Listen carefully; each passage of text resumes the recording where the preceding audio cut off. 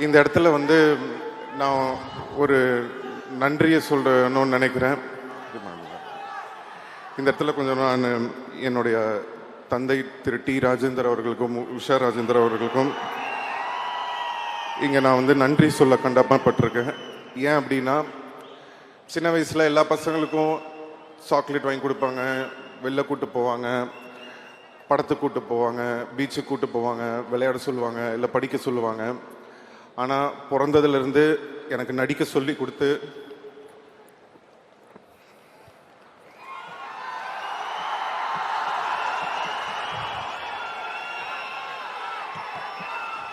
பிறந்ததுலேருந்து எனக்கு நடிக்க சொல்லி கொடுத்து அப்போ வந்து எனக்கு ரொம்ப கஷ்டமாக இருக்கும்.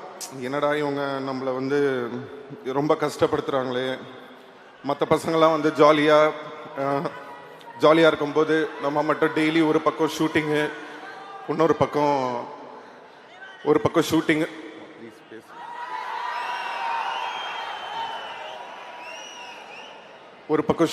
ஒரு பக்கம் வந்து படிக்கணும்.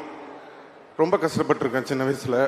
அப்போல்லாம் நினைப்பேன், ஏன் நம்ம இவ்வளோ கஷ்டப்படுத்துகிறாங்க அப்படின்னு சொல்லிட்டு. ஆனால் இன்றைக்கி வந்து ஒரு 40 வருஷம் கழித்து கமல் சரோட நடிக்கிற ஒரு ஆப்பர்ச்சுனிட்டி வரும்போது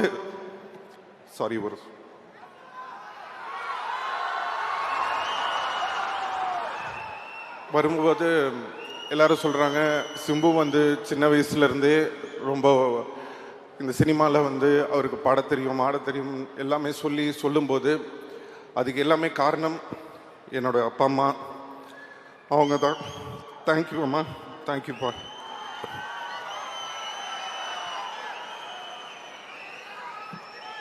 ஸோ இன்றைக்கி வந்து எங்கள் அப்பாவை நான் வர வேணான்னு சொன்னேன் இந்த ஆடியோ லான்ச்சுக்கு. ஏன்னா அவர் எமோஷ்னல் ஆகிடுவார் அப்போ அப்படின்னு நினச்சிட்டு அவரை வர வேணான்னு சொன்னேன். கடைசியில் இப்போ நான் எமோஷ்னல் ஆகிற மாதிரி ஆயிடுச்சு. சாரி.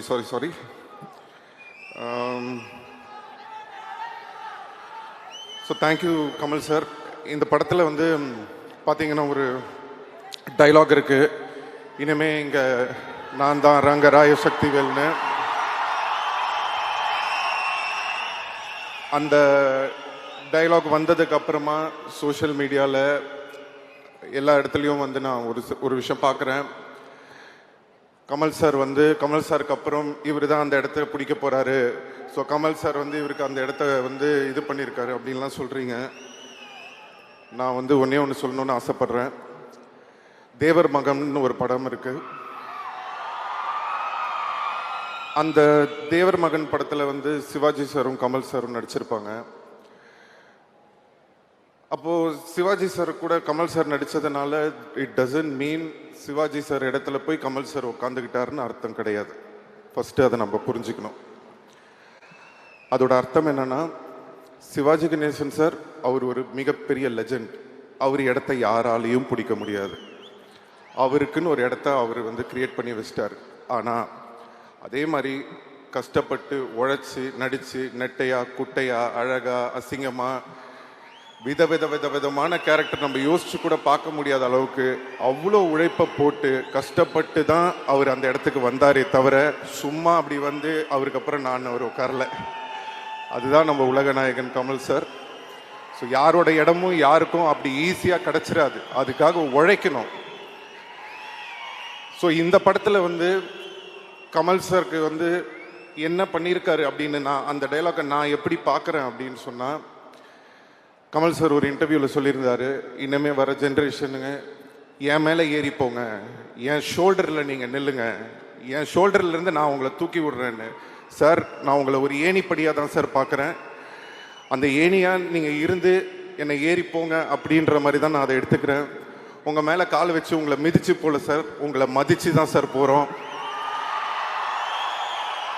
இப்படி ஒரு பெருந்தன்மை அடுத்த தலைமுறை வரணும் அப்படின்ற அந்த பெருந்தன்மை நிறைய பேருக்கு வராது. we have a lot to learn from you sir. thank you so much sir. நான் இதை வந்து ஸ்டேஜுக்காக சொல்ல, கண்டிப்பாக இதை நான் என்றைக்குமே மறக்க மாட்டேன். அதே மாதிரி நீங்கள் எப்படி மணி சாரும் சரி நீங்களும் சரி இந்த ஒரு ஆப்பர்ச்சுனிட்டி கொடுத்து எனக்கு ஒரு இடம் கொடுத்துருக்கீங்க.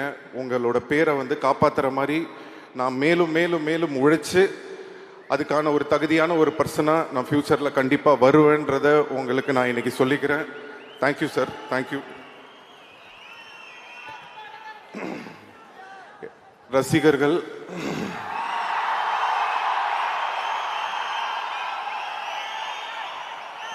நான் சொல்லியிருந்தேன் உங்களை கண்டிப்பாக பெருமைப்படுத்துகிற மாதிரி இனிமேல் நடந்துப்பேன்னு சொல்லி. அதுக்கான ஒரு ஆரம்பமாக தான் நான் இந்த படத்தை பார்க்குறேன். தக் life will be the beginning. So thank you so much. காலதாமதம் கொஞ்ச நாள் கொஞ்சம் டைம் ஆயிடுச்சு, கவலைப்படாதீங்க. இனிமே காலதாமதம் இல்லாமல் நடக்கணும்னு பார்த்துக்கிறேன். எல்லாரும் கேட்பாங்க, உங்களுக்கு எப்படி சார் இவ்வளோ லாயலான ஃபேன்ஸ் இருக்காங்க அப்படின்னு சொல்லி.